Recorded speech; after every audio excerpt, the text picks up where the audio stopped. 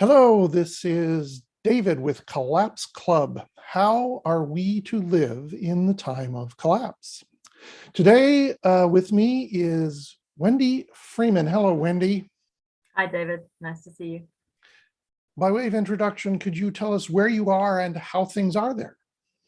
I am in Portugal, in Europe. It is evening here. I have a wood fire going at my side. We are facing a drought year. I've been doing stuff in the garden today, and I'm very well. I've managed to escape Omicron so far, so I'm feeling lucky. Very good. I'm in Seattle. It is a standard overcast day, rather pleasant, and I'm thrilled to be on the line with you. For the next half hour, we are going to talk about the topic of death. How exciting. Yeah, very exciting. And the first question that I'd like to offer to us is, why is it important to talk about death in the context of being collapse aware? I think what's interesting about death to me is that I had people close to me die when I was a child, and a fiance of mine died in a war. My fiance, when I was in my early 20s, died in war. I never saw a body until I was 38. And it came to me when I saw the first dead body, who wasn't someone I knew very well, that I had a very poor and probably very unhealthy relationship with death. And so I've made quite a deep study of it from very different aspects. And I'm very aware with people that I speak to now in the various groups I'm part of, who are concerned with collapse of society and collapse of nature and biodiversity loss, that many of us have been protected from coming to terms with death. Maybe someone we know has died, but the body gets immediately taken away. No one talks about it.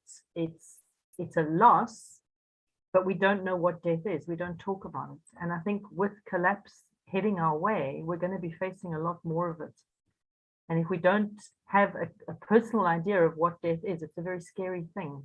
So for me, talking about death and being more familiar with it is just removing the veil and removing the mystery. And what's known is always less scary than what's unknown. I agree. I think part of facing up to collapse is facing up to our own personal death, and also death of people and things around us in a way that really we haven't had to face as a human community before. I'd like to welcome Kat in our chat. Hello, Kat, and thank you for joining us. So here's a question. Do you think you're actually going to die? I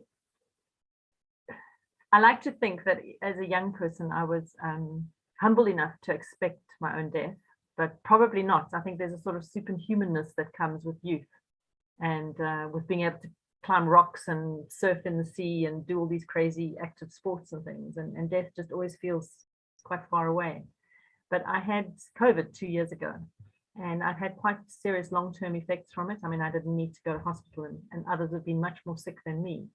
But I do have days now, which is something new for me, where I wake up in the morning, go back to sleep, wake up again, and think I actually do need to get out of bed. And I just don't feel like getting out of bed because my body is in a lot of pain. And that's not the same as death, but it's just brought the end of this body functioning properly much more into my conscious mind. I've had to think about it. You know, if the body actually stops working, which I don't feel close to, but much closer than I did before. It's a thing now, and it wasn't a thing before. So yeah, I'm fairly clear that I am going to die. I still hope that it's quite far away, but it feels much more real than it did before. Yes, I think the distinction between the body and what is other than the body is central to talking about death. I'll note first that you and I both, to different degrees, are closer to death than some of the younger people who are engaged in, collapse-aware movements and in the climate movement. And I think as one gets closer, as one gets older, one's attitude really does change. It becomes a strange reality in a way that as a youth, one just cannot understand what it means to have one's body start to fail. Of course, there are people who do experience that. But let's talk about the question of if the body dies, is that the end of the person?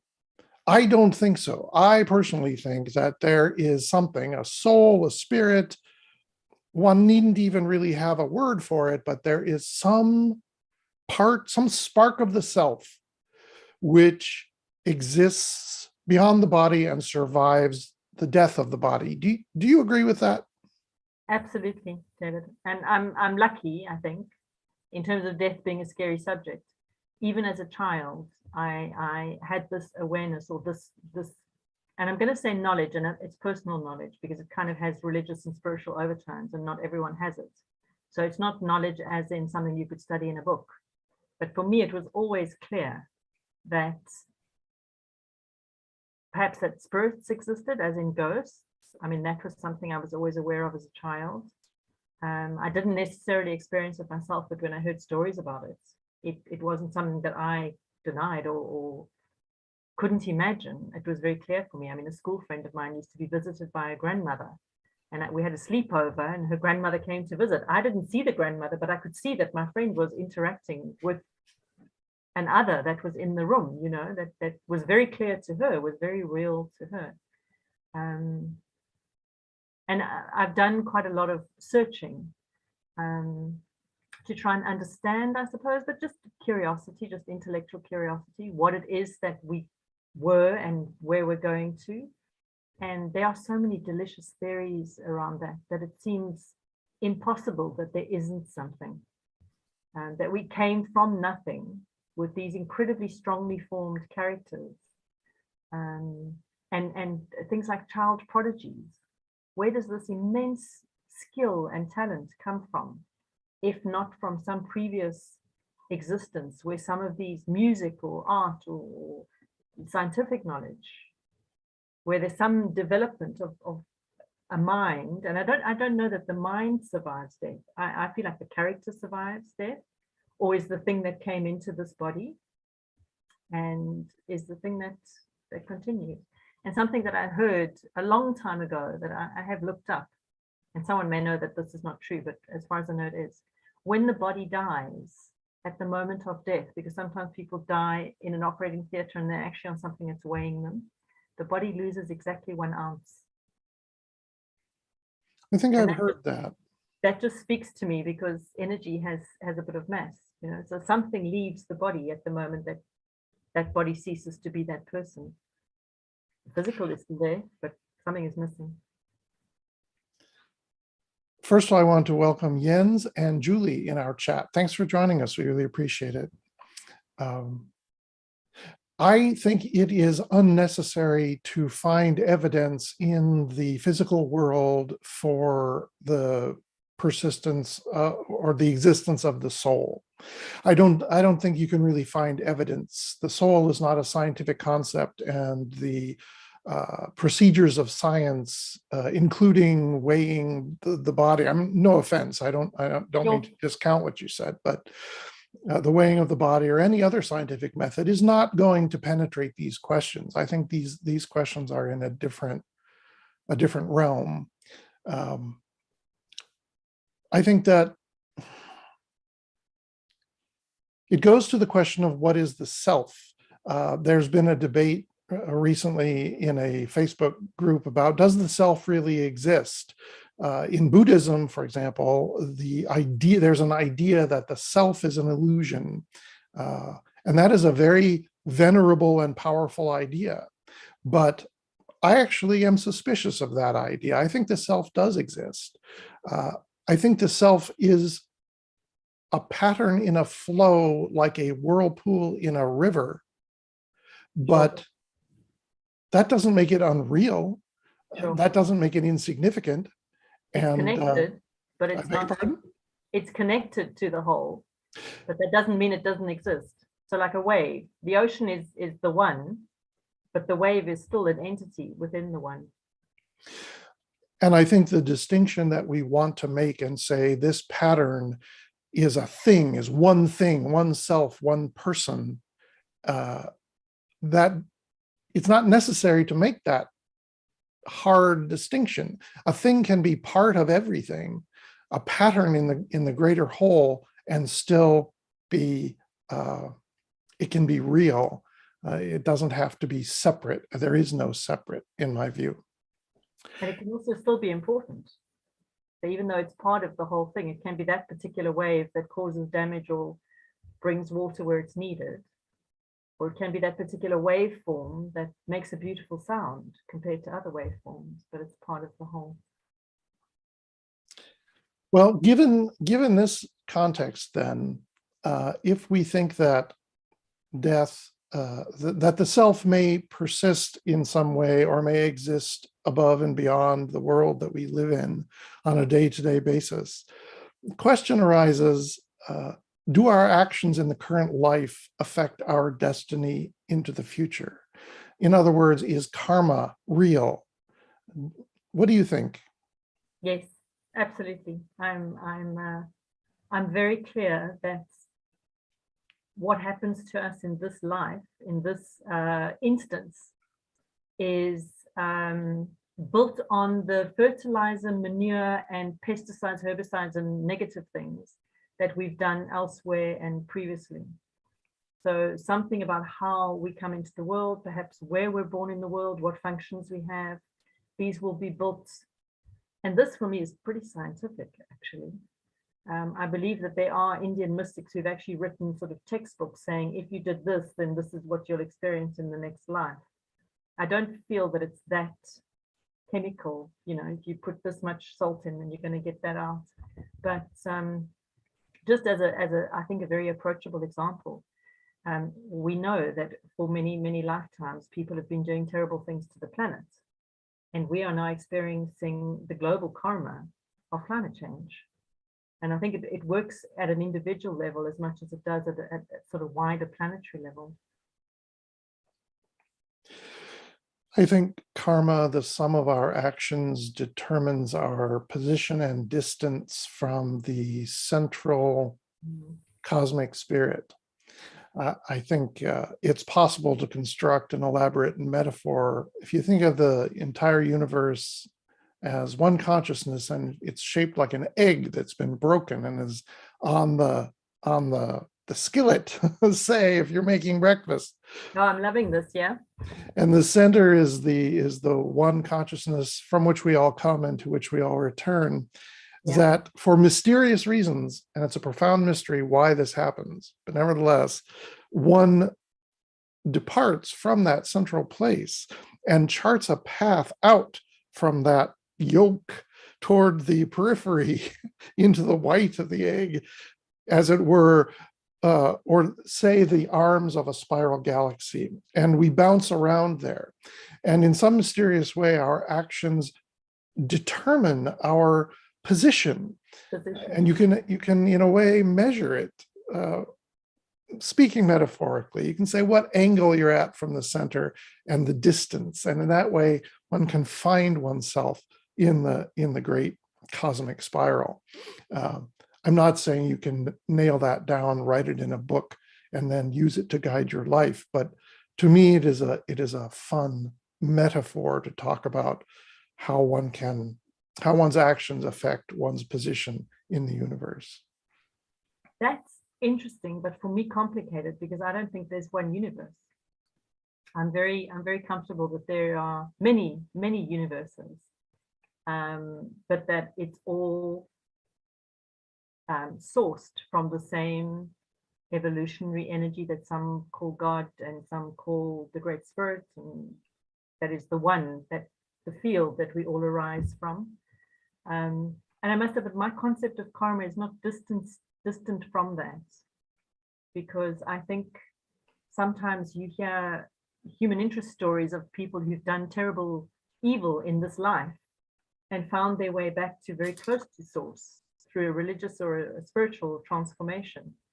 And that speaks to me about how close this thing we call the soul can be to the one, the energy. But it is interesting. I'm going to think about that. I like the picture of the universe as a broken egg. Well, when one is lying in one's bed, cataloging the ills and pains that one feels, one must think about something. And breakfast is coming as well when you haven't been sleeping. So I suppose the egg makes sense as well. Indeed. Absolutely.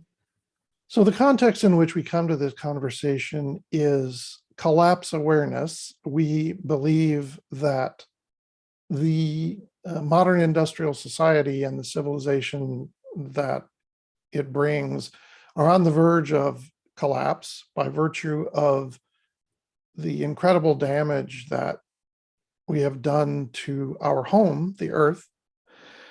And we are facing, therefore, death on a scale that really dwarfs the individual. What does it mean to contemplate the death of an entire planet? Where can that fit in one's cosmology and the story one tells about life? So I've spoken to you about this recently, and it's work that's ongoing for me, but something that's been helpful for me in placing myself in that picture is looking at modern, very up-to-date research into cosmology, which speaks very strongly to me. And I'm aware that it's hopeful. It's kind of hopeful picture that helps me, because I think humans like to have hope. The hope's a little bit distant from me as a human individual, though, because we're talking about millennia and millions and millions of years. But it really does seem that the universe goes through cycles, and the Indian mystics have in the Vedanta philosophy, everything is cyclical. I mean, we see this on an annual basis in the seasons of nature. But I think that that's true for creation and devolution down to nothing as well. And conceptually, we're aware, although it's just on the edge of our awareness, we're starting to work with gravitational wave readings, and humans have been reading the radio waves coming from far, far distant parts of the universe for quite some time now, and picking up underlying sounds which seem to be the creation of this universe. It seemed to be the Big Bang Theory and the sounds that remain from that. And that is in a weird way kind of comforting, because in this tiny lifetime that I'm in, it's really not even a pinprick. It hardly measures on any of the scales that I'm talking about. But we are so self-important. Our culture makes us so self-important. It's the way we're brought up, that our life, our work, and what we do here is, you know, it's so important. We don't see ourselves as part of a pattern of humanity that came to the level that we're at, and that very likely will die out. And even if we ourselves don't destroy what we have, our civilization doesn't destroy it, although it does look like we're going to. Our sun will eventually blow up. You know, there is this finiteness about being in existence in this form. It's just, it has a limit. So that gives me a weird kind of comfort. I mean, it doesn't give me hope. It just kind of gives me meaning, maybe. I agree that a cyclical model of the universe is much healthier and more comforting than the sort of linear one time and you're out story that we've been trained to accept. I think it's nonsense. I think there's no evidence for a one time and you're out theory of the universe. Everything we see, everything we experience goes in cycles, starting with the sun rising and setting every day, and the moon goes through her cycles. We go to sleep every day and we wake up again.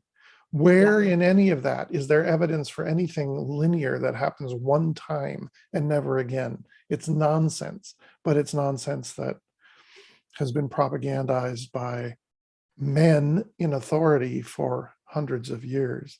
I was going to make a strong claim there, but I hear that you've kind of gone there first.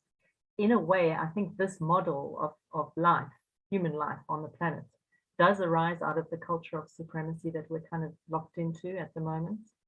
And that's, I'm going to say white supremacy, but it's kind of patriarchal society as well, is probably not the way a lot of indigenous people see living a little bit closer maybe to the cycles, or not having come so far as we have away from the cycles of nature. That one human life is not the center of the universe. It's, each human life is part of a big story, a bigger story. We don't like that though. As global North folk, We like to think that we are the reason, you know, we're. Yes, both as a culture and individually. It seems to me that indigenous and venerable cultures accept the fact that we come, we go, our ancestors came before and our descendants will come after, and we make our appearance and then we leave the stage. But we've been trained to value so much the experience and output of the individual that we lose the comfort of going home, going back home to the place of non-existence, which is a place of renewal and renewal and forgetting. Yeah.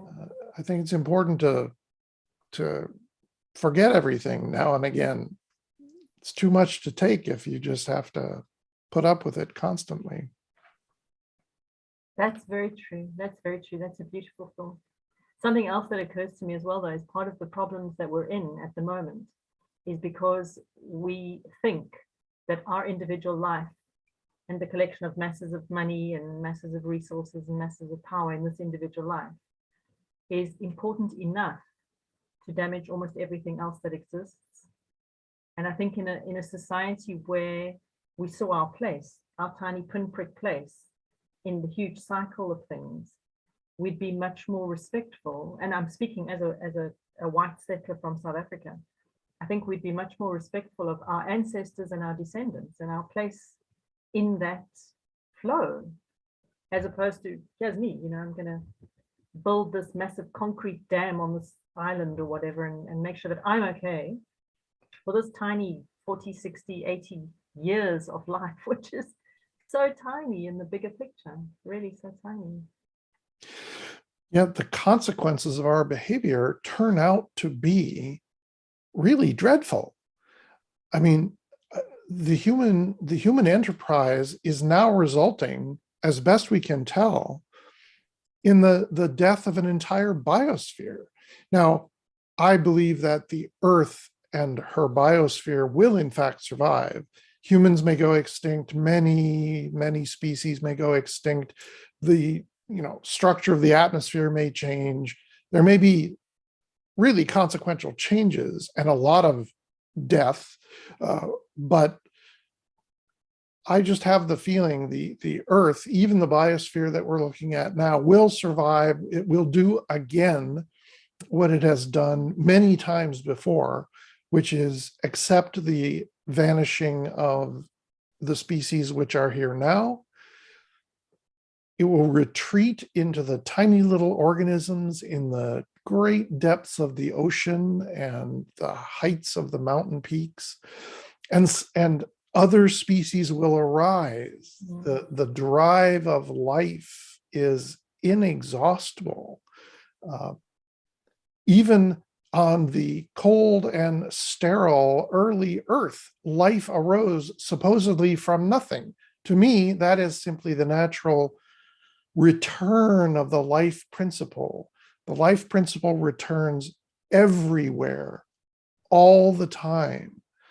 So we don't have to worry that there's going to be some ultimate nothingness and ultimate death. That doesn't exist.